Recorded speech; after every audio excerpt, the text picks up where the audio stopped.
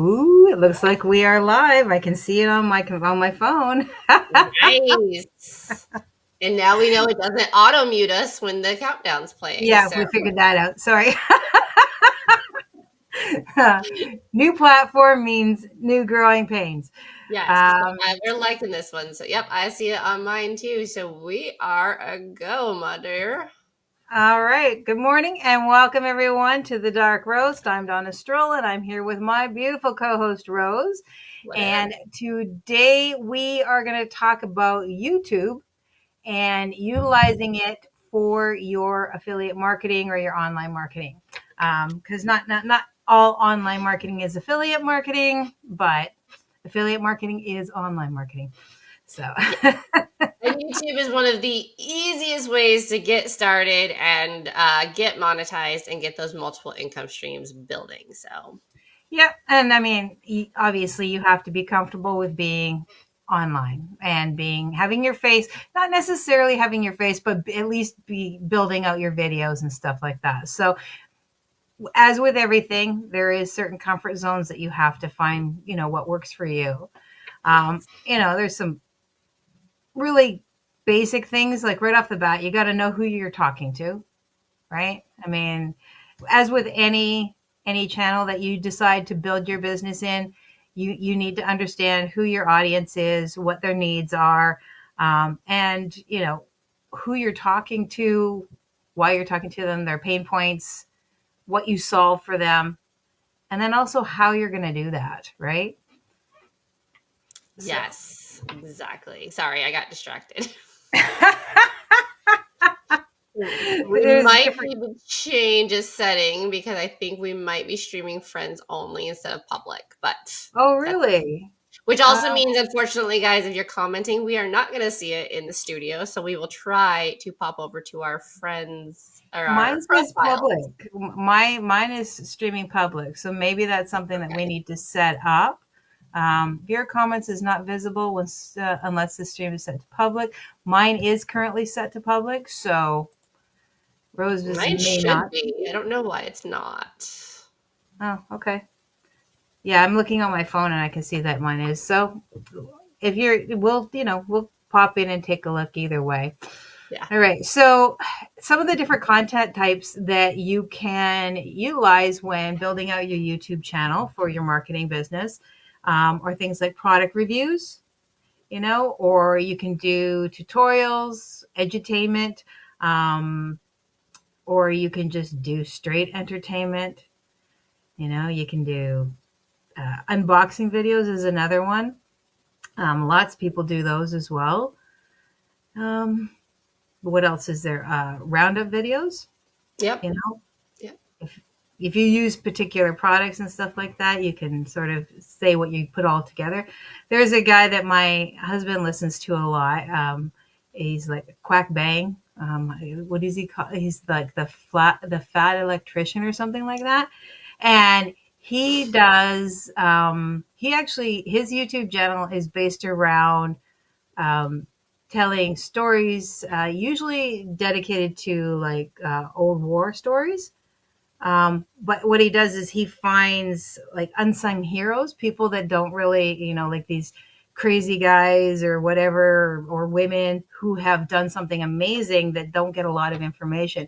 So he does a lot of stories around that. But he has tons of different little affiliate things and sponsors and whatnot that he has and that he puts into his stories. So he's very entertaining, and then he has his advertisers and whatnot that he's brought in. So I think that that's kind of neat. I mean, that shows that it doesn't necessarily have to be product specific Yeah. building out your channel. Yeah, Ryan George is another good one that does that. He's got a couple of channels. He's got like the pitch meetings where it's him talking to him, who's an exec, pitching different movies, and there's a line that he always says in all of them, and it's pointing out continuity errors and stuff like that as well, and it's hilarious. And his are mostly, most of his money is coming from his views, obviously, but then sponsorships or paid advertising, paid promotions, things like that. But he's hysterical. So yeah, so it shows that while you want your channel to be consistent in who you're reaching, That doesn't mean that it has to be all sales or all product related or all that kind of stuff. Because I think that sometimes when we think about using our YouTube channel as a sales channel, that we're thinking that we basically have to be a nonstop commercial or infomercial. Yeah. And while infomercials are very effective, it doesn't necessarily have to be your specific brand, right? So, Yeah, and you can have multiples, right? So like I have like product review videos I've done on some of the different affiliate marketing courses and whatnot, but then also of course our podcast goes on it, and then my Ice Wellness podcast goes on it as well. So it's okay to have a variation of themes on your YouTube channel, assuming that it all fits into still what you're doing. I mean, I mhm. wouldn't necessarily have like vastly different subjects on the same one. Yeah. And I mean, sometimes I think also we're told a lot to niche down, niche down, niche down. And I think sometimes we forget that sometimes what a niche is literally maybe who we're talking to, the demographic, you Hmm. know? So, maybe it's talking to older people or talking to younger people or college students, first year college students. Maybe that's your niche, right? And there are so many things that can go into that, but maybe that's where your channel is dedicated. So you don't necessarily have to niche down into like the tiniest, teeniest little nitty gritty if that's just not going to work for you. Yeah.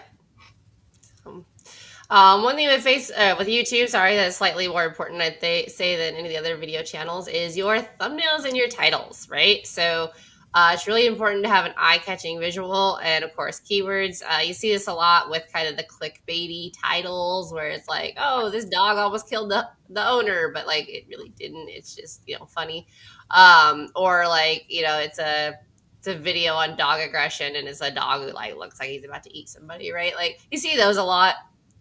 There's nothing necessarily wrong with that, because you do want your thumbnails to be super catchy and make somebody go, um, "Oh, what is that? What's happening?" Right? But don't be too clickbaity about it. And YouTube does have a nice thing now too, where you can split test thumbnails really easily. Yeah. And so your thumbnail, obviously, you want like catchy, you want your graphics to sort of stand out. So sometimes colors or maybe face or and obviously your hook, like you said. And then, but that's just part of it, right? Then you also have to work onto your descriptions. You can't Yes, just put in, this is a video of me and my dog. I mean, you it's so can, nice if you could. but it's not going to really do much, right? You have to use that description area to make sure that you've got your keywords, the things that your video is actually about, and you can't just keyword stuff it, right? Yeah. And it's not like um, Facebook or whatever or TikTok where you've got a limited, so you want to keep it short. You actually want to, pardon my phone. Um, you actually want to have a good description that explains what your video is about. This is also where you can put links, Hmm. right? You can put links to your products. You can put your chapter breakdowns if you want. Like if you're doing lots of different things, you can put your chapter breakdowns in there, make it easier for people. But yeah, you want to utilize that, and you want to make sure that it's got your keywords and the information that you're trying to get across. Make it fun, make it interesting. Yeah, and you can have a nice like outline saved somewhere, but I have noticed that like about a year ago, everyone was like, "Oh, chapters! You got to put your chapters in there. Like chapters are super important." Da, da, da. And then when I started working with SEO and backlink people, like they were completely taking the chapters out because they were like, "Yeah, no, this doesn't do anything." So it's for some forms of video though; those are still helpful, right? So make sure that you have a couple different templates saved, because maybe what works for this video niche isn't going to work for this video niche or something like that. And there's a lot of stuff with YouTube that I don't even fully understand. I'll admit that freely because there's a lot of nuance. Mm-hmm. So, there's plenty of videos out there, there's plenty of articles out there on how to really optimize. And then you can always hire somebody who knows more than you too. Yeah, and I mean, this goal, like this is basically if you're beginning towards it. Obviously, if you're a more advanced YouTube person and you've got a lot more experience, then this is going to be like meh, right? But Yeah. those are the people you seek out for more information, right? Back to the Yeah. mentorship. There's a reason we all love mentors and coaches. They have purpose. They help us get better. So, and don't forget to put in your CTA. I struggle. We all struggle with this. At the end, Mhm. remind people to like, subscribe, share, all that sort of stuff. If you're selling products, invite them to check it out or check out your other products or your other videos or anything like that. The whole goal is to, engage your audience and, ask them to do more, because honestly, they'll do nothing if you Yeah. don't ask them to, right? If you ask them to, and then all of a sudden they'll be like, "Oh, click." Right? Hmm. I forgot about the, like, just hitting the like button, right? Yep. I caught myself doing that. I was watching a really epic GCN video with Dr. Ollie Bridgewood, and there's a point where he's like, hey, if you like this, you'll like it, share it, maybe give a super thanks. And I was like, oh, I forgot that's even an option. And, so I did because I love that channel and I freaking love Dr. Bridgewood. So, but I wouldn't have thought of it if he hadn't said it, which sounds so basic, but like it's true, right? You get into the Well, video and everything else underneath, you just kind of forget about. Well, yeah, because it's not like, I mean, yes, you can do YouTube shorts as well, but a lot of YouTube is at least 5 minutes long. A lot of times they're up to 20 minutes long. They're, especially if you're getting information or something like that. So it's almost like watching a TV program, and we don't click a like on a TV program. Even a short one, we don't like, oh yeah, I like that. So it's not like Facebook where you're just scrolling through and going, cute, click, cute, click. I like that, click. Oh, that's useful. Yeah. So on and so forth, right? YouTube has a different kind of experience. So yeah, people do need to be reminded, even if it's to remind them of, hey, check out my links, or check out, if you want more information, check out my website or check out my program, that kind of stuff, because that direction is helpful for people. Yep. And that transitions us nicely into how to set up your channel, right? So, first impressions definitely matter. So, professional branding, this is your banner. Make sure your banner is also set up to where it makes sense for mobile video or mobile, desktop, and television, because YouTube has all those different options and it really does change your banner depending on what you're viewing it on. Yeah, from small to Your big. thumbnail should be super clear. Like, I can usually tell the people who don't actually have a YouTube channel that are just keyboard warriors or trolls because their picture's terrible. Your about section, right? So highlight, why you're the expert in that field, or why you started the channel, or what your goals are, like anything like that, right? And then any part of that about section that can include the keywords for your niche is going to be super helpful to help people find you as well. Well, yeah, and because I have done searching where maybe I've liked a video or two, so then I go to their main channel and I read about who they are and what they have. So this works if you are, say you do tarot, right? Tarot is an option. There are tarot decks. I have a couple of people that I like, that I follow, who sell courses on how to do your tarot. They have more in-depth, like, connections. There are some that sell one-to-one. A lot of them don't, though. A lot of the ones that have more established don't sell one-to-one readings. They're like, no, that's not what I'm here for, right? They do the public ones, but they're more interested in selling their courses and their decks and that kind of thing. So they've turned it into a business, where they're not spending all of their time doing one-to-one readings, right? But they have all that information in their about them sections. They also have usually a highlight video, like one of their more important videos. They'll have that highlighted as to who they are, or they'll have just an intro video on who they are. That's a good way to utilize your about section. So And those are super nice because then when people visit your channel, it'll autoplay. Usually you can set it up that way, and then you're getting automatic view time just for them being on your channel. So, yeah. And then the next thing you want to do, if you're going to utilize it for your affiliate marketing or your online marketing, is joining your affiliate programs if you haven't already. Finding the right fit for you. So whatever program that you're going to do, it has to be the right thing for you. So whether it's products or courses or coaching programs or, a service, it doesn't really matter. It has to fit with you and who you think your audience is. Because if you, and also with no matter what affiliate program that you plan to get connected with, make sure they're viable. Make sure that they're trustworthy because you're putting your name behind it. And so you want to be able to make sure that it's trustworthy, just so that you get paid, because we all know a few different ones that kind of screwed us over. Oh yeah. um, and that, so the hype might be out there, but do your due diligence. And that doesn't mean that you still won't end up sometimes aligning or signing up for something that ends up not being a good fit, or ends up being a scam, because we're human. And if everybody's saying it's awesome, you might believe them, but then you find out, yeah, no, they're just a bunch of dick bags. So Yeah. Or they're doing stuff on the back end you don't know about, and then they get into some legal trouble. yeah, We've yeah, seen yeah. that too. Yeah. So, and, so just make sure that you're researching whatever it is that you're going to affiliate, because you're going to be putting it on YouTube.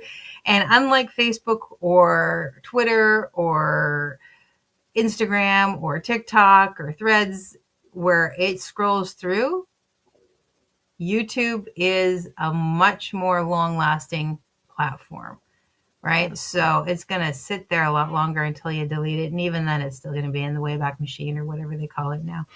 So Right. the Internet Archive. Yes. And then planning strategically comes into effect with YouTube, right? Because one of the great things about YouTube is you can schedule out a lot of stuff just within the platform itself. You can do lives, like there's a lot of things you can do, but if you're just randomly posting videos, you're not likely to get pushed because YouTube is like any other platform. It has its own algorithm. It likes to see consistency. So, if consistency for you is 3 p.m. every Tuesday, that's fine. It's going to start to learn that. And with shorts, especially, YouTube likes to have it scheduled at least 48 hours in advance because then it can factor through everything that's in there and realize who to push it out to. So you're less likely to have a video go viral if you just post it to YouTube versus scheduling it. So scheduling is super, super important. And Yeah. then you can use, TubeBuddy or vidIQ is the one I use. There's a lot of different tools out there to kind of show you like what keywords are trending, which ones to stay away from, things like that, or even help you find topics in your niche, right? So maybe you've talked about your key content bucket stuff over and over again. And you're looking for something new. You can figure out what else is going on in your niche that they might want to talk about. Which is pretty cool, because that's, extra little bits of support. Um, you're, and the nice thing is with YouTube, because it's more evergreen content, you don't need to be posting 3 times a day. Mm-hmm. You can literally have where you go once a week or you go twice a week, whatever. I mean, you can certainly schedule out more if you want to. But as long as you're consistent, it's not as necessary, because maybe you're doing a 30-minute video, an information video. So you don't want to be doing one every single day. That might be a little excessive for you. Um, and you don't have to, because it's evergreen, which means that people are going to be coming back to it. Mm-hmm. And usually the creators that are posting, multiple videos, it's because they have multiple teams helping them. Yes. Yeah. Like if you're watching somebody and they've got, a lot of viewership, just assume that they have support, Yeah. you know? What is his name? I just lost it. He's a British dude that lives in the Czech Republic. For the life of me, can't think of his name. But he's got like 12 different channels now, and he's Simon Whistler. Simon Whistler. Very funny guy, very smart, very open about the fact that he doesn't write his own scripts. He doesn't do his own research. He doesn't edit his own videos anymore. Like he goes in, he records, and that's what he does. But This he is where again, I want to be in my life. I want to be right? able to handle Exactly. it, everything off, so that I can just do what I do. Right. Exactly. I want to be able to help people and coach them through tough moments in their life. I don't want to be doing all of the other stuff. I like the Hmm. education part of it, but again, I don't want to have to do all the setup and the promotion. That's not where I want to be. So, Yeah. as you grow, the opportunity to hire people to help you out, even with basic like your SEO, right? Just one little piece. You don't have to do it all at once. You can pick a piece at a time, what's most important to you at that time, and hand that off. Hmm. Um, and then, because we know that we're talking mostly to solopreneurs anyway, you know, you want to be able to produce higher quality videos, but you don't need to spend countless amounts of money. Our phones have amazing cameras nowadays. Most of us have pretty good cameras on our phones, and so you can utilize your phone. That is perfectly acceptable. You probably want to invest in some lighting. They have the little clip-on mics. Some of them are actually pretty good, and they're not super expensive. So you can do that, and you can actually do it on the go if you want to. If you're an outdoors one, you don't have to necessarily have a studio.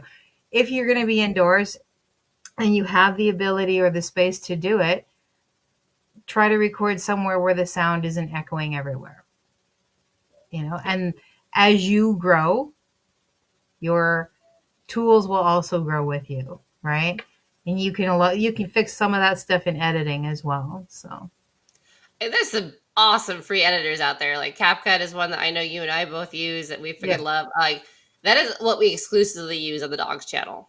And I mean, you can, we use 4 different GoPros on our bike joint rides, and you can auto sync those videos really easily with CapCut, which makes it a whole lot easier too. So there's tons of free editing software out there. I think, of course, Canva for thumbnails, stuff like that. So the Canva is good for intro and outro videos as well. I've made all of the intro and outro videos for all the podcasts and whatnot in Canva. Um, there was another one that I think Clipchamp also had some really good free intro outro stuff for YouTube. So it's, as long as you're uploading to YouTube in 4K or higher, it does prioritize 4K over anything else. But you can export from CapCut in 4K for free. It Hmm. just takes a little bit longer. And it makes it very big. So just make sure you have the space on your system to be able to do it. Yeah. You know. Yeah. Fair. so so yeah, your audio. If you have to pick A over B, pick your audio, because people need to be able to hear you, and they need to be able to hear you well. They'll put up with a little bit of, if it's not like this perfect studio quality sound, but if it's really difficult to hear you, or if it's really super noisy and people are trying to hear you over the noise, that's going to be a problem. So just, these are small things.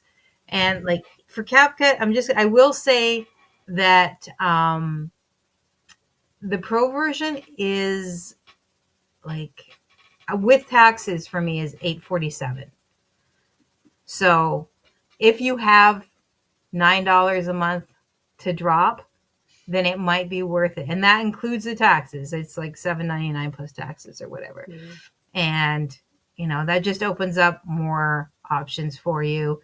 So it's a pretty cheap add-on that to me I would say is probably worth it. Nice. And CapCut also has the auto long to short format, right? So if you don't want to go through and cut your video into shorts, CapCut will do it for you. It's not perfect, I would say. You probably want to watch them before, but they'll also give you thumbnails. They'll give you suggested descriptions and things like that. So it is super beneficial if you're like crunched for time. Yeah, and the other pro feature, they've made it so that it is available for free, but it does truncate, and that is transcribing, so that you can do editing with your transcription, which is super convenient. So, All what's the right. next one? Oh yeah, your YouTube features. Yep, kind of touched on this already, right, with the chapter markers. But there's a lot more that goes into it. Oh yeah, for sure. So your playlists, right? You want to build your playlists, especially if you're covering different topics. Going back to, well, like let's say homesteading. Homesteading is another one that I like to sort of watch and see what people are doing. So they might have, a playlist that is specifically for canning or specifically for new homesteaders and the things that they'll need to get started. So they'll have that breakdown to all of those different things. And then they can also connect each of those things to different affiliate products. So if they're canning, right, then they can give you links to their bell jars and their preferred canning equipment that they utilize. And if it's for homesteading for the beginners, here's the different products that you're going to need to get set up and all of those different kinds of things. So it's a good way that you can also tie in your products or your services or whatever it is that you're selling, but also makes it easier for the person who's looking at it, right? Yeah. So And it makes it really useful for your end screens, right? Because then you can be like, hey, if you like this playlist, maybe check out this playlist. vidIQ actually recommends that every single video you do be on at least one playlist, if not multiple. And so even if it's like a random lifestyle type video, have a random lifestyle playlist because it'll just help compartmentalize your stuff for YouTube, for the algorithm, as well as for anybody watching it. And then, again, end screens are great. The cards, if you have a store available on your YouTube channel, I know that like I have the Spreadshop store. When you get partially monetized, you have access to that. You can tag products that you're wearing. So, like if I was wearing one of the shirts or coffee cup, I could tag that so that people, could then go to the shop and whatnot, and that'll appear at the bottom as well. So there are a lot of like interactive elements at the end that you can add. I know there's also a way I've seen GCN specifically do it. I don't know how it's done, but when they say like go ahead and hit that subscribe, you can actually highlight the subscribe, and it'll rotate a few times, and then you can do the same thing with the like. Not exactly sure how they're doing that, but it's really really cool to see. But that again helps bring your user retention in and brings it down to that subscribe button. So if they're not subscribed, they can click it or they can go ahead and click that thumbs up. So lots of different little things you can do. Or again, there's like the emojis you can use at the point down and stuff like that. So yeah, and as you become more comfortable, then you can add in things. Like you don't have to, I think it's important to remind people on a regular basis that you don't have to do everything all at once. yeah. Get good at one piece, move on to the next piece. You get good at your basics and then you can move on to the next step and become, intermediate and all that sort of thing. You don't have to know everything all at once. You just have to be willing to continue to learn or have enough money to outsource it and let somebody Yeah. else be the guru on that process. And one thing that made it easier for me in the beginning was I had my intro and outro videos, but then I also did a call to action video and a like product promotion video. So like obviously Bones, I'm an affiliate for. I'm an affiliate for them for a long time. So I would have a like, check out Bones Coffee type video. And then I'd have one that was like, hey, thank you so much for watching. If you're enjoying my content, please do remember to hit that like and subscribe, because then you don't have to remember to say it every time and you can just cut it into the middle of your video somewhere where it makes sense, right? So there are little things you can do to make it easier in the beginning. Absolutely makes sense. David Bayer does that because he's got a book that just recently came out. So he doesn't promote other people. Like he doesn't open up his channel for advertising. I think there's advertising at the very beginning and at the very end, but within his videos, he doesn't allow advertising. So he has like one video, like a little one that he pops in the middle about his new book that he just recently put out or something like that. And then he has his, another one, she has a exit video that is, an outro that is just talks about her channel and hey, if you want to learn more and make sure you like and subscribe and all that good stuff. So she doesn't have to think about it. And I love that concept. Yeah. And then, of course, promotion, right? So, just like any other social media, you got to promote it. So, blogs are a great way to promote your YouTube channel. Email marketing, of course, is a great way. Talking about it on Facebook, like we do that a lot. Um, there's just even we talk about it with other social medias as well, but collaborations, right? So maybe getting another channel to mention you, or you mention another channel type thing. Like that's a great way to expand your reach as well. Yeah. And yeah, Jonathan Montoya uses his email list quite heavily to promote his blog or to promote his YouTube. Like, so I mean, yeah, at the end, hey, if you want more information about this particular topic that I've just sent you some data on, or you want to learn more about me, here's my YouTube channel. Or yeah, here's this YouTube, here's this episode where I talk specifically about this one thing, which is a great way to really promote your YouTube channel and get it out there. And, especially if you've already got an email list built, or if you've been focusing on building your email list, leverage it for your YouTube channel. Yeah. Facebook groups can be another good one too, assuming that you have permission to drop YouTube links or anything like that in. That happens a lot within the ice bath groups that I'm in, where someone will ask about a medical condition or something. I'll be like, oh, I did a Wellness Wednesday video about that. And then I can just drop that in rather than having to sit there and explain it. And then, of course, that links to the studies as well, so they can read the studies on their own. Yeah. So, I mean, like anything else, it's very symbiotic, right? You want to be able to move it all together. Like we have a YouTube channel, but we go live on Facebook, Yep. right? We start there and then we post this up for the following week in our YouTube channel. So, if you want it live, you have to be friends with us, or and not really friends with us, because honestly, we're live and we're public. So even if you're not friends and you're curious, you can connect with us there. Yes. Um, and then the next thing, like with any kind of social media, is you have to engage your audience. You know, you got to make sure that you're replying to your comments, because you're not just posting it up. You're trying to build a community. So, if you're going live, then you try to have that interaction. If people comment, respond as well as you can. Try to pay attention to what's going on, that kind of stuff. Um, I don't know if you can do polls or not in YouTube, but I mean, You doesn't can really. do posts, which I Yeah, find interesting. So possibly. yeah, that is true. Now they've made the post thing so people can put up statements and comments and whatnot, and it doesn't have to be a video.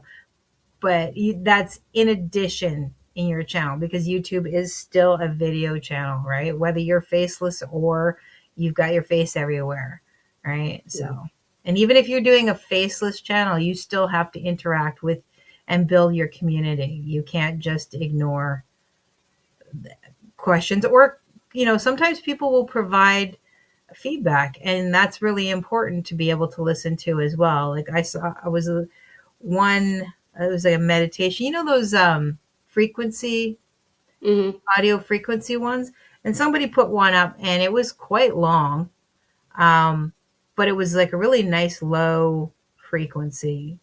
And for me, I love that kind of, like, just being able to like listen.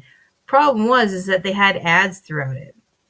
So it's a Mm. meditation sound, but it was being busted up like every 5 to 10 minutes with an ad. I'm out, right? I can't relax anymore. And so many people commented on it and they didn't do anything about it. So it's like, why would I even listen or look at that channel? Because they're not taking feedback. And though those kind of channels are suffering because those kind of channels used to monetize, and then I think a year and a half ago, maybe 2 years ago now, YouTube was like, "Well, there's no actual viewer retention here, so we're not going to allow these to monetize anymore." And so a lot of the channels that were making money just off of people meditating for an hour stopped earning money, and so they had to find another way to do it. And unfortunately, ad revenue is the way they went about it. Yeah, but I mean, a lot of them too. Also, like if you go to their abouts, they have like you can buy their audios and stuff like that. So I guess it depends on whether you were good at it and you have a consistency or not, right? So Yeah. Well, and again, if you're getting it for free, why would you buy it, right? So I don't have to set my YouTube. Well, or you just pay for YouTube Premium, which takes ads out. Well, that's true. Because that's what I do. Because I got sick of ads. Sorry. Uh-huh. Uh, And then but your favorite thing. analyze. Yes, I love analyzing. I love analyzing so much. Analytics are just fascinating to me. So yes, obviously, YouTube has great analytics. vidIQ, which I've talked about, has great analytics. So I am a free user of vidIQ. I have not upgraded yet, but when you upgrade, it also tells you like ideal times that your content is doing well, things like that. Social Blade is another one that's going to show you kind of where your most active demographic is, so that you can kind of tailor your posting to that. Like with the dogs, we get a lot of people in New York watching our content. Don't really know why, but we do. So usually our first short in the morning goes out at 4 o'clock in the morning, our time, because it's 6 or 7 in the morning, their time. So all of these things are really, really great to really analyze what's going on. And it's a great way to build out a subscription model with your YouTube, right? Because YouTube has member only content, Right. um, which can be like, okay, well, this like demographic is maybe more serious about my stuff. They're asking more questions, and these are questions they're asking. So let me make some member specific videos, and then you can make money that way as well. So it's just one of the extra ways. And that's one of the great things about YouTube. And that's like why we want to do this video, right? You can get ad revenue, you can get your shop, you can get your affiliate links, you can get your watch time bonus, you can build out a membership. Like that right there is 5 ways to build income just with YouTube. And that's without paid promotions. Yeah. That's like a single channel. So, Yeah. look at Single all the channel, things. 5 ways. Yeah. So that's why, yeah. And it's evergreen. So Mhm. it's not gone, it's not gone in 15 minutes. So that continual, that will bring the residual passive income that we always are striving for, right? It's not passive in that you didn't have to do anything, but once you did the thing, it's done. And it continues to pay you back for that, which is, super awesome. We like that because that's the part of the passive that we love. Mhm. Exactly. So, So there you go. And then there's some things that you obviously want to focus on for your growth. We've already talked about engagement and the value of that, your SEO. mhm. Again, your keywords matter. They always matter. YouTube is a search engine. So treat it like a search engine when you're putting your content up. Make sure that it actually is going to reach the people that you want it to reach. And that's by, optimizing your SEO and your keywords. And then content variety, you can't hammer on about, you can be in the same vein, obviously, but you can't just talk about one thing one way all the time. If you mix it up, like you can be talking about the same thing, but maybe one video is informative and one is more, and like say it's a product specific. One can be the information about the product. One can be an unboxing about the product. One can be a review about the product. One can show how it's being used in different areas. So just mix it up. Yeah, but be careful with that, right? Especially as you start to become successful, because we see it a lot with YouTube channels where like there was one that like he just basically started doing videos about some of the more interesting roadside tows that he had to do because he ran a tow truck company. And it was like him and one other dude. And then as the channel grew, he of course was able to upgrade and whatnot. And now like those videos are still out there, but the videos that he specifically does are more lifestyle videos of like, oh look, I've made all this money, now I'm going vacationing here and I'm going vacationing here, which is fine. But if you're the person that was watching, the like how he tows the trucks or how the stories behind it and whatnot, you don't care. And we already know that like people love the story of the struggle, but they don't care once you become successful, right? Like that Yeah. because they no So longer that's connect with it. yeah, that's a big change from what was to what is, right? Yeah. It's not all still centered around what he was doing, it's actually flip flopped to something completely different. Yeah. You know, it's remember that your story needs to be relatable too. I mean, that goes for any affiliate marketing, right? Yes, you can tell your struggle story, but if you talk a lot about how amazing your life is now, and but this is where what I had to go through to get there, understand that not everybody's going to be able to relate to you, because if your struggle was 5 years ago and now you've been, being a boss babe for the last 5 years, and you struggle for 4 months, they're not going to get that, right? Some people will, but some people would be like, nah, man, you're not really speaking my language. Like, you're so far removed from me now. I don't understand.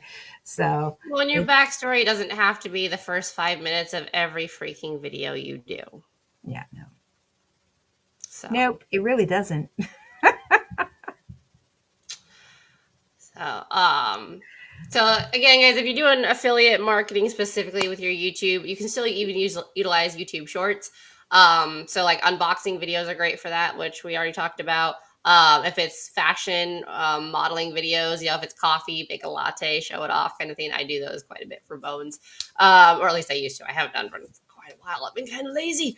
Um, but there's lots of ways that you can still do that as well. Then the CTAs, of course, are like your coupon codes or things like that. So tons and tons of different ways. You just don't want to choose products that you're not actually using. You Yeah, don't want to overload on products, right? So I am very honest about the fact that I do not wear activewear as clothing. So I'm not going to promote 30 different activewear brands because there's no reason for me to. I barely wear the activewear I have. I will say the Be Fit stuff I wear more often because it's more comfortable and more efficient for what I am doing. But so every time another company reaches out to me, I'm like, hey, like I appreciate it, but no. Because you don't want to be the person who promotes everything, because then again you lose it's no longer authentic and it's no longer honest.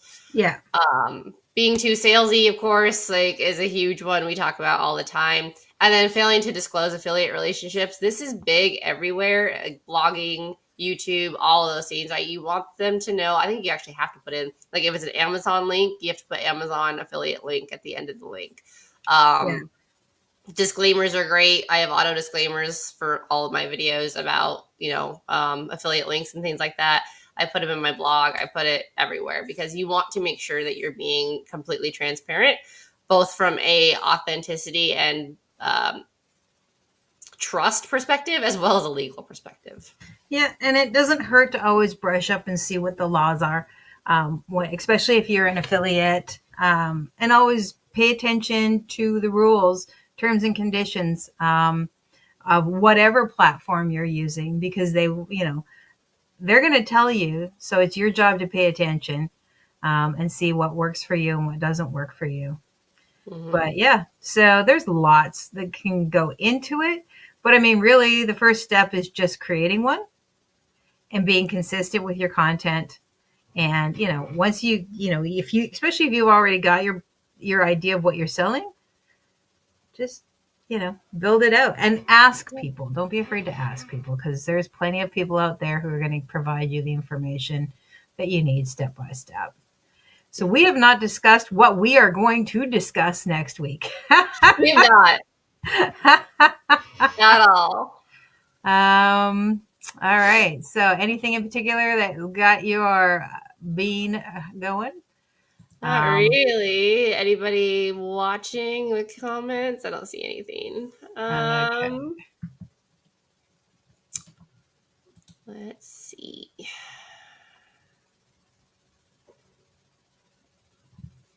One thing I did find interesting is Instagram right now is seriously, they just updated their terms. Well, Meta in general updated their terms and conditions, and they are really cracking down on the automation stuff. To the point that people who are using VAs are actually getting like notifications of like, hey, this looks automated. Or if you're using automation, like this could be a problem. So So I found that interesting. so what do you think that means? I'm not sure because I haven't actually read through the terms and conditions, but I think what it means is not necessarily many chat, but either like people that are using auto commenters. Oh, I and see. I things see. like I see. that are gonna start getting. They're gonna They want you to get back to drop being them authentic. down. That's Yes, crazy. you know what? I'm all for.